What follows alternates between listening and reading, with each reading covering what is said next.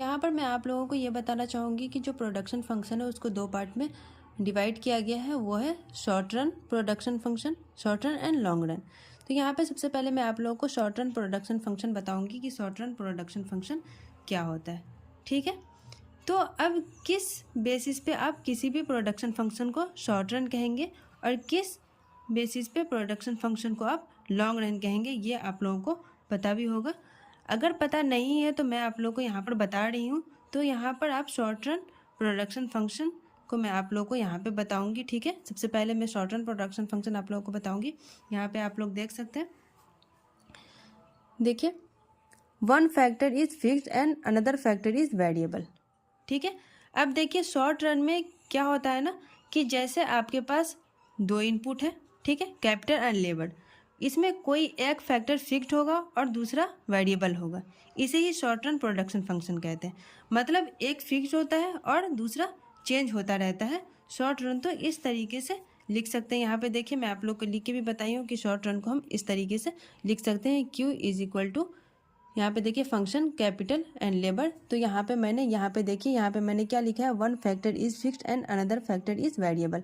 यहाँ पे मैंने देखिए यहाँ पे एक फैक्टर है, इसको हमने फिक्स किया है और दूसरा वेरिएबल है। ठीक है, यहाँ पे इसको ऐसे लिख सकते हैं।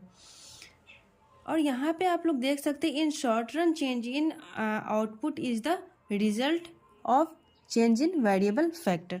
ठीक है, मैंने आपको बताया है कि इस शॉर्ट रन प्रोडक्शन फंक्शन में एक फैक्टर फिक्स्ड होता है और दूसरा वेरिएबल होता है। इसका मतलब है कि शॉर्ट रन में जो आउटपुट में चेंज आता है वो वेरिएबल फैक्टर की वजह से ही आता है। ठीक है, वही मैं यहाँ पे लिखी हूँ। ठीक है, कि जो यहाँ पे मैंने आपको बताया कि शॉर्ट रन प्रोडक्शन फंक्शन में एक फैक्टर फिक्स्ड होता है और दूसरा वेरिएबल होता है। इसका मतलब है कि शॉर्ट रन में जो आउटपुट में चेंज आता है वो वेरिएबल फैक्टर की वजह से ही आता है। ठीक है, यहाँ पे आप लोग देख सकते हैं जो मैंने लिखा है, इट इज़, देखिए इट इज़ यहाँ पे, therefore it is also known as return to factor. ठीक है, ये आप लोग को यहाँ पे देखिए रिटर्न टू फैक्टर मैंने लिखा है ना, इसको यहाँ पे शॉर्ट रन का रिटर्न टू फैक्टर, यहाँ पे रिटर्न टू फैक्टर के शॉर्ट रन को रिटर्न टू फैक्टर के नाम से भी जानते हैं। तो इसको मैंने इसलिए हाईलाइट किया ताकि आप लोग को ये याद रहे कि यहाँ पे रिटर्न टू शॉर्ट रन को रिटर्न टू फैक्टर के नाम से भी जाना जाता है, इसलिए मैंने इसको हाईलाइट कर दिया ताकि आप लोग को इसको याद रखिए। ठीक है, यहाँ पे अब आप लोग देख सकते हैं, keeping one factor constant if we change the variable factor output changes by 3 stages. यहाँ पे आप लोग देख सकते हैं शॉर्ट रन को रिटर्न टू फैक्टर के नाम से भी जाना जाता है, जो मैं आप लोग को यहाँ पर बताई हूँ। ठीक है, और आपको यहाँ पर एक चीज़ बताना चाहती हूँ कि शॉर्ट रन में एक फैक्टर को कांस्टेंट रखकर अगर दूसरा फैक्टर को बढ़ाते हैं या चेंज करते हैं तो जो आउटपुट होता है वो 3 स्टेजेस में चेंज होता है। ठीक है, जो मैं यहाँ पे आप लोगों को इंग्लिश में लिख करके बताई हूँ कि ये 3 स्टेजेस में चेंज होता है। ठीक है, तो यहाँ पे ना फर्स्ट सेकंड थर्ड मैंने तीनों स्टेज लिखा है यहाँ पे ताकि मैं आप लोगों को अच्छे से बता सकूँ। तो यहाँ पे जो है ना, यहाँ पे 3 स्टेजेस में चेंज होता है। तो फर्स्ट यहाँ पे हो ना increasing return to factor, diminishing return to factor and negative return to factor. ठीक है, यहाँ पे देखिए keeping one factor constant if we change the variable factor output changes by 3 stages. ठीक है, शॉर्ट रन को रिटर्न टू फैक्टर कहते हैं, ये याद रखिएगा। और आपको यहाँ पर एक चीज़ ये मैं बता रही हूँ कि जब एक फैक्टर को कांस्टेंट रखकर अगर दूसरा फैक्टर को बढ़ाते हैं या चेंज करते हैं तो आउटपुट जो होता है ना वो 3 स्टेजेस में चेंज होता है, जो है increasing return to factor, second है डिमिनिशिंग रिटर्न टू फैक्टर और थर्ड है निगेटिव रिटर्न टू फैक्टर, जिसको मैंने यहाँ पर इस तरीके से लिखा है। तो आप लोग इस तरीके से लिखेंगे, increases returns two factor first stage है जिसमें परसेंटेज चेंज इन, यहाँ पे ये देखिए आउटपुट, यहाँ पे देखिए greater than percentage change in variable factor, ये Q है, ये ना ये आउटपुट है और ये V और F है। यहाँ पे देखिए ये वेरिएबल फैक्टर है, ये आउटपुट है। तो percentage change in output greater than percentage change in variable factor. ठीक है, और सेकंड स्टेज है यहाँ पे diminishing return to factor, percentage change in output less than percentage change in variable factor.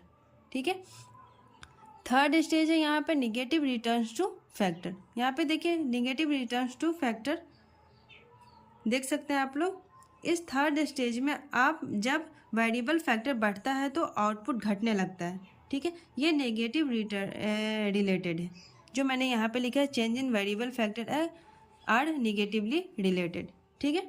तो इस स्टेट में जब वेरिएबल फैक्टर जो है ना ये बढ़ता है तो आउटपुट घटने लगता है, ये निगेटिवली रिलेटेड है। मतलब जब वेरिएबल फैक्टर ना इंक्रीज होता है तो आउटपुट जो है घट जाता है, और जब वेरिएबल फैक्टर घटता है तो आउटपुट बढ़ जाता है। तो यहाँ पे आप लोग देख सकते हैं, यहाँ पे मैंने लिखा है आउटपुट एंड वेरिएबल फैक्टर। तो यहाँ पे मैंने आप लोग को लिख के बताया कि जब ये इसकी आउटपुट जब बढ़ती है तो वेरिएबल फैक्टर यहाँ पे घट जाती है, और जब यहाँ पे देखिए आउटपुट ये जब घटती है ना तो वेरिएबल फैक्टर यहाँ पे बढ़ जाती है, ठीक है। तो अब मैं आप लोगों को यहाँ पे ये चीज़ समझाना जो चाह रही थी कि 3 स्टेजेज होते हैं शॉर्ट रन के। तो मैं उम्मीद करती हूँ कि शॉर्ट रन आप लोग को समझ में आ गई होगी। यहाँ पर मैं आप लोगों को लॉन्ग रन प्रोडक्शन फंक्शन बता रही हूँ, जो आप लोग यहाँ पे देख सकते हैं। लॉन्ग रन प्रोडक्शन फंक्शन कुछ भी नहीं है, ये बहुत सिंपल सी चीज़ है समझने के लिए। यहाँ पे आप लोग देख सकते हैं लॉन्ग रन प्रोडक्शन फंक्शन का मैंने छोटा सा डिफिनेशन लिखा है ताकि आप लोगों को मैं अच्छे से समझा सकूँ। तो मैं उस डिफिनेशन को यहाँ पे देखिए, in long run production function every factor are variable, no factor is fixed. याद होगा शॉर्ट रन में मैंने बताया था कि उसमें एक फैक्टर फिक्स्ड होता है और दूसरा फैक्टर वेरिएबल होता है, बट इसमें कोई भी फैक्टर फिक्स्ड नहीं है, इसमें सारे फैक्टर वेरिएबल होते हैं। मतलब लॉन्ग रन प्रोडक्शन फंक्शन में कुछ भी फिक्स्ड नहीं होता है, everything is variable. Long run में सारे फैक्टर वेरिएबल होते हैं। इस प्रोडक्शन फंक्शन को इस तरीके से लिख सकते हैं, यहाँ पे आप लोग देख सकते हैं Q is equal to function capital labour. यहाँ पे आप लोग को दिख रहा होगा, इसमें कुछ भी फिक्स नहीं है। ये जो है ना ये सारे फैक्टर वेरिएबल होते हैं, ठीक है। तो मैं उम्मीद करती हूँ कि आप लोग को समझ में आ गई होगी। लॉन्ग रन कुछ ज़्यादा टफ नहीं था, बहुत ईजी था इसको समझना। तो मैं उम्मीद करती हूँ कि यहाँ तक आप लोग को सारी चीज़ें समझ में आ गई होगी। तो मैं इस वीडियो को यहीं पे एंड करती हूँ। अगर प्लीज़ वीडियो अच्छी लगी तो लाइक करें, शेयर करें एंड सब्सक्राइब करें। Thank you.